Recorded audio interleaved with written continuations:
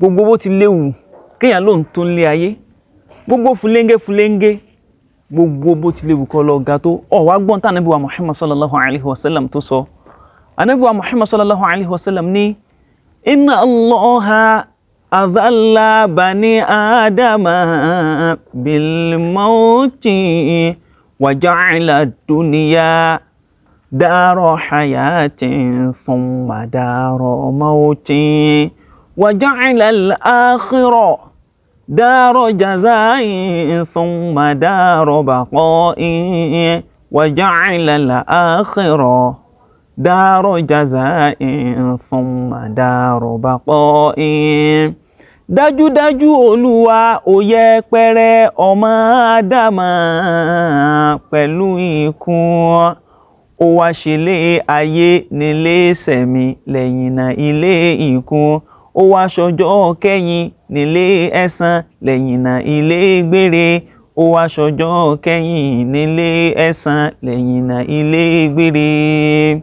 Inna Allaha, dájúdájú Ọlọ́run, adhalla bani Adam, Ọlọ́run ọba yẹpẹrẹ gbogbo tí ń jẹ́ ọmọ Ànábì Ádámà. Gbogbo bó ti léwu kọ́ lọ tó, ìwọ ló lágbára tó ń control gbogbo ayé, ìwọ ló lóògùn tó jẹ́ pé kò sí ń tọ́ lè fi dá lára. Ọlọ́run bá padà yẹpẹrẹ rẹ, kí ló fi yẹpẹrẹ rẹ? Ikú náà ni, ó padà kú. Adhalla bani Adama bil maut, Ọlọ́run bá yẹpẹrẹ tí ń jẹ́ ọmọ Ànábì Ádámà pẹ̀lú ikú. Wa ja'ala dunya, Ọlọ́run bá wá ṣe ilé ayé tá a wà yìí dara hayatin, Ọlọ́run bá ṣe nílé ìṣẹ̀mí, ibẹ̀ láti ṣẹ̀mí tá lo gbogbo tá fẹ́ lò ńbẹ̀. Thumma dara mautin, lẹ́yìn ìgbà náà Ọlọ́run wá ṣe nílé ikú tó jẹ́ pé nígbà tá bá lo gbogbo tá lò ńbẹ̀ tán á wá padà kú. Wa ja'ala al-akhirah, Ọlọ́run wá ṣe ọjọ́ kẹ́yìn, ó ṣe akhirah dara jaza'in, ó wá ṣe ní ilé tó jẹ́ pé ní ilé ẹ̀san ni.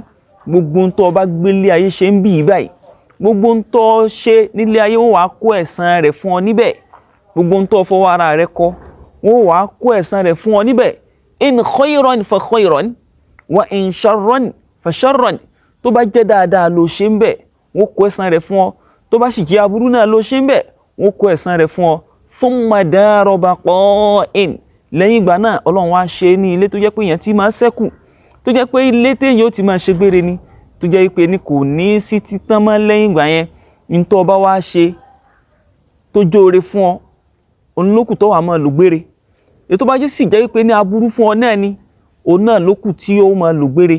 Ọlọ́run dákun dáadáa ni kó jẹ́ kí tèmi àti gbogbo ẹni tí ń wù mí tí ń wò mí dáadáa ni ó jẹ́ kí tiwọ́ jẹ́. Má jẹ́ ká fọ ara wa kọ aburú tá fi wá lọ máa gbé ìnira ní ilé gbére. Ọlọ́run dáadáa ni kó jẹ́ ká gbé. Inna Allaha adhalla bani Adama bil mauti wa ja'ala ad-dunya dara hayatin thumma dara mautin wa ja'ala al-akhirah dara jaza'in thumma dara baqa'in wa ja'ala al-akhirah dara jaza'in thumma dara baqa'in. Dájúdájú Olúwa ó yẹpẹrẹ ọmọ Ádámà pẹ̀lú ikú, ó wá ṣẹlẹ̀ ayé nílé ìṣẹ̀mí lẹ́yìn náà ilé ikú, ó wá ṣọjọ́ kẹ́yìn nílé ẹ̀san lẹ́yìn náà ilé gbére, ó wá ṣọjọ́ kẹ́yìn nílé ẹ̀san lẹ́yìn náà ilé gbére. Wassalamu alaikum wa rahmatullahi wa barakatuhu.